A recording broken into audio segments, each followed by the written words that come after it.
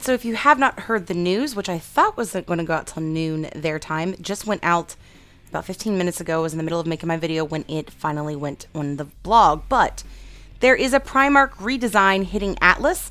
So let's go over what you need to know about this new class-based system.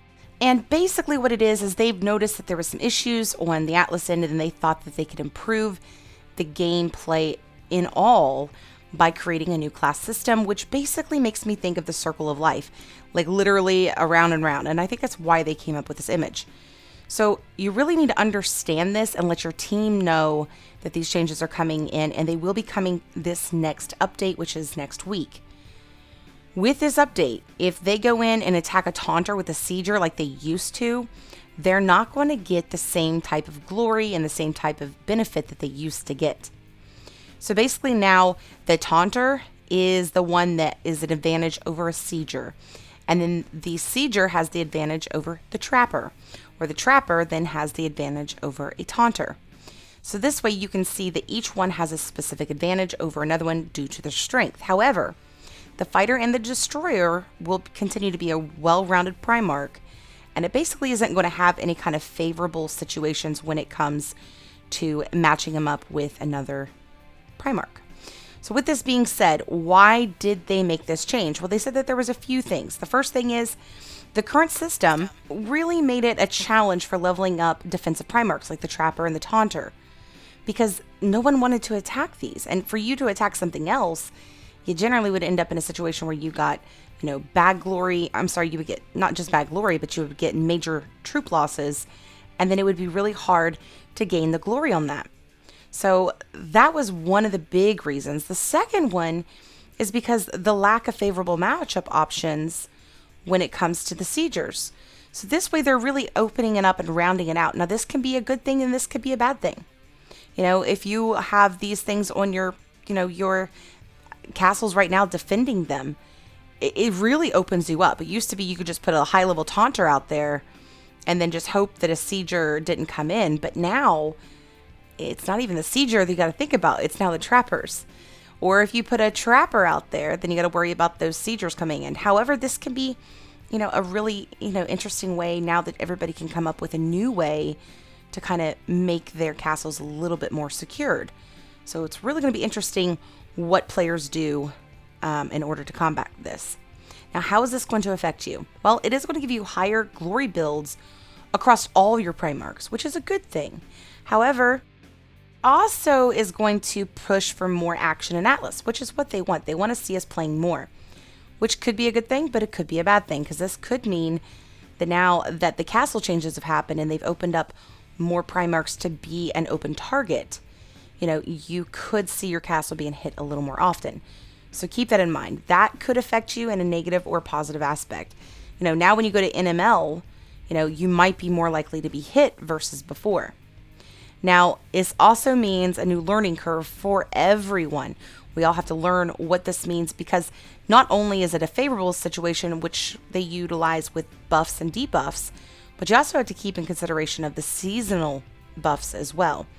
So keep that in mind. So there's definitely a new learning curve. Now, there is also going to be a new menu with this, which is great because it actually shows you the debuff on the opposite end.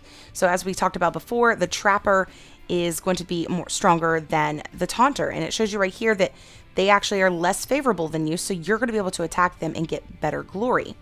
So it's really going to show you, immediately right there on that new menu, which is pretty cool. So with this being said, I'm not for sure on the trapping end if you trap them, if it affects that in any manner, but just keep that in mind. Now, what does debuff do? What does the debuff do? Let's go through that. No mind my typo here. Okay, so we have to keep in mind that the ratings are not necessarily going away. So for example, in this first one they're talking about here, there's a silver 1 max taunter and a silver 1 maxed sieger going against one another. Now the taunter is going to attack the sieger.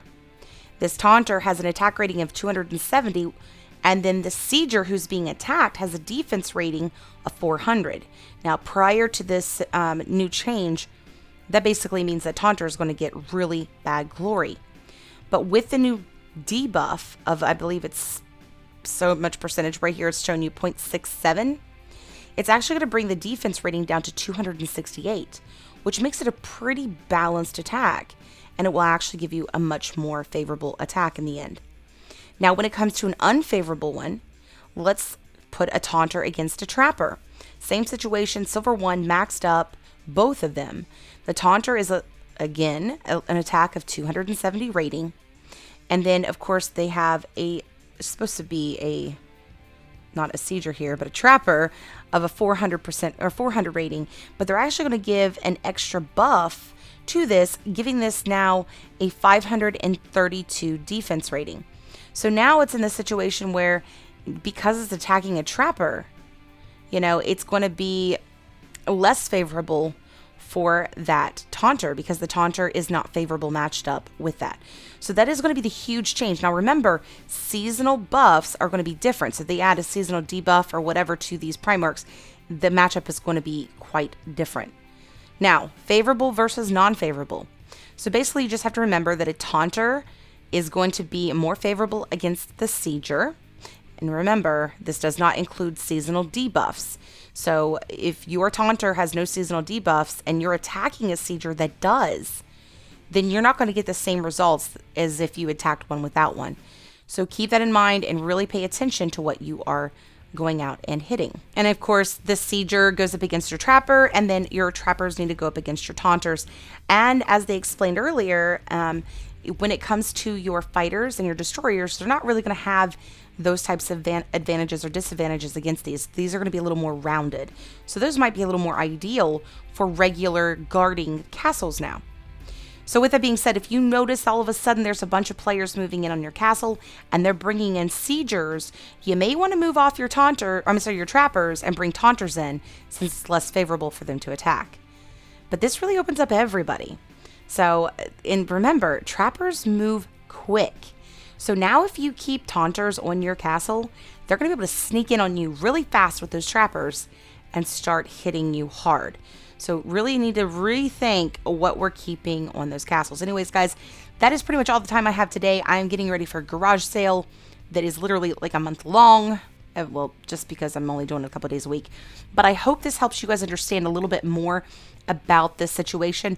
Next Tuesday, just on Talk Dragon Tuesday, just before this is released, we'll go over this stuff just a little bit more in detail and in depth, so you guys can better understand it for those of you that are having a hard time understanding it. Anyways, until next time, guys, I'll see you later, and happy hunting.